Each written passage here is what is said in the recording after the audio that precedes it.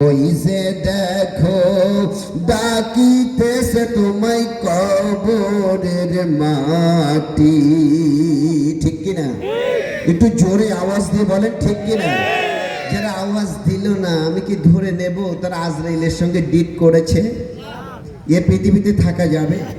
একটু কথা বলেন, থাকা যাবে? কার কখন সময় হবে আমরা কেউ বলতে পারি? আসার আগে, আসার পরে শুনলাম এখান থেকে একজন মানুষ আমাদের কাছ থেকে বিদায় হয়ে গেছে। কথা বলেন ঠিক না বেঠিক?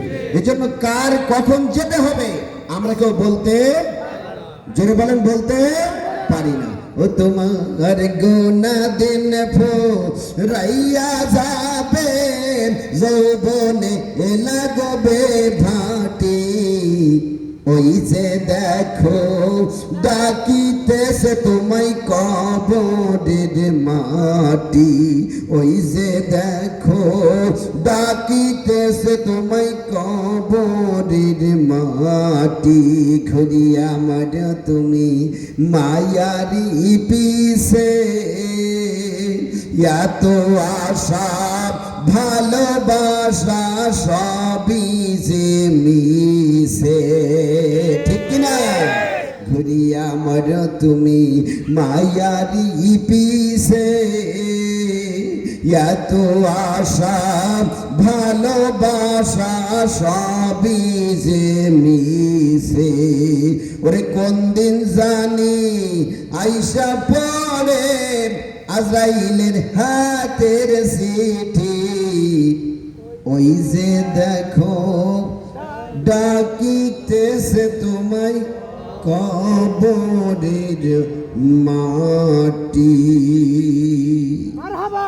সুজলা সুফলা শস্য শ্যামলা স্বাধীন সার্বভৌম সোনার বাংলার সর্বদক্ষিণের জেলা, ইসলাম প্রেমিক কোরআন প্রেমিক মানুষের জেলা, সুন্দরবনের কোল ঘেঁষা জেলা, সাতক্ষীরা জেলার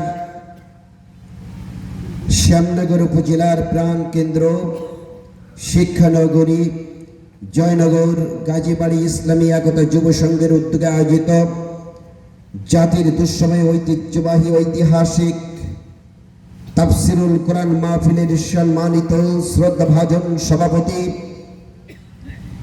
বিশিষ্ট শিক্ষাবিদ, জ্ঞান তাপস, হাজার হাজার আলেমের উস্তাদ উস্তাজুল মুকাররম আলহাজ হযরত মাওলানা এম গোলাম রাব্বানী সাহেব, আমরা দোয়া করছি কোরআনের মাহফিলের সভাপতিত্বের বরকতে বিপর্যস্ত কিয়ামতের ময়দান পার করে ওই মানুষও আল্লাহ পাক আমাদের সবাইকে জান্নাতি মানুষ হিসাবে কবুল করে নিক। সবাই বলেন আমিন। আর একটু জোরে আওয়াজ দিয়ে বলেন আমিন।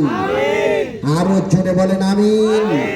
আজকের মাহফিলের প্রধান অতিথি বরেণ্য রাজনীতিবিদ, শ্যামনগরবাসীর নয়নের মণি, 1971 সালে রণাঙ্গনে যুদ্ধ করে এদেশকে স্বাধীন করেছিলেন যারা বীর মুক্তিযোদ্ধা জনাব গাজী নজরুল ইসলাম, মাননীয় সংসদ সহ অন্যান্য দাওয়াতি মেহমান বৃন্দ আলোচনা করে আপনাদের উত্তপ্ত হৃদয়কে শীতল করেছেন উদীয়মান তরুণ আলোচক জনাব হযরত মাওলানা আব্দুর রহমান সাহেব সহ সামনে বসা দিনদার পরেশগার খুদা ভীরু মুত্তাকি ভাই ও বাবাজিরা, পদ্মার আড়ালের মা ও বোনেরা, সকলের উদ্দেশ্যে জানাই সালাম। আসসালামু আলাইকুম ওয়া রাহমাতুল্লাহি তাআলা ওয়া বারাকাতুহু। শুকরিয়া আদায় করছি সে মহান মনিব আল্লাহ সুবহানাহু ওয়া তাআলার দরবারে, যে মহান মনিব ইন্টারনেটের যুগে, কম্পিউটারের যুগে, ফ্যাক্স মোবাইলের যুগে আল্লাহ পাক দুনিয়ার সমস্ত কাজকে ফেলে রেখে আল্লাহ পাকের ইবাদতের নিমিত্তে জান্নাতি বাগানে আপনাকে আমাকে আসার এবং বসার সুযোগ করে দিয়েছেন। আসতে পেরে, বসতে পেরে আপনি আমি খুশি না বেজার? আস্তে আওয়াজ হলো কেন? একটু জোরে বলেন না, খুশি না বেজার? এখন বর্তমান সময়ে বিশ্বকাপ ফুটবল চলছে, ঠিক কিনা বলেন? ঠিক কিনা বলেন? বাংলাদেশের অধিকাংশ সাপোর্ট দুইটা দলকে করে, একটা হলো আর্জেন্টিনা আর একটা হলো ব্রাজিল।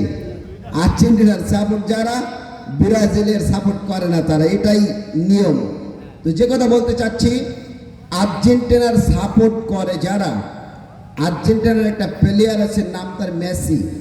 মেসি যদি গোল দেয়, আর্জেন্টিনার সাপোর্ট যারা করে তারা আস্তে আওয়াজ দেয় না জোরে আওয়াজ দেয়? আস্তে কেন, আস্তে কেন, জোরে বলেন না। আস্তে আওয়াজ দেয় না জোরে আওয়াজ দেয়? ব্রাজিলের প্লেয়ার যদি গোল দিতে পারে, ব্রাজিলের সাপোর্ট যারা আস্তে আওয়াজ দেয় না জোরে আওয়াজ দেয়? এখন তো উপস্থিতি, তারা যদি আস্তে না দিয়ে জোরে দিতে পারে, তো আমরা এই ময়দানে বসে আল্লাহকে খুশি করার জন্য আমরা বসেছি। আমাদের উদ্দেশ্য একটাই, আমরা জান্নাতি হতে চাই। জান্নাতি হওয়ার আশায় আল্লাহকে খুশি করার জন্য কণ্ঠটা ছেড়ে দিয়ে একটু জোরে আওয়াজ দেওয়া যাবে না? একটু জোরে আওয়াজ দিয়ে বলেন তো, যাবে না? তাহলে সবাই মিলে কণ্ঠ ছেড়ে দিয়ে বলে আলহামদুলিল্লাহ। এখন তো উপস্থিতি, আমি ভূমিকা বাদ দিয়েই কথা বলতে চাই, সরাসরি আলোচনায় ঢুকতে চাই। আমরা এখানে এসেছি কি শুনতে? একটু জোরে বলেন না, একটু জোরে বলেন না।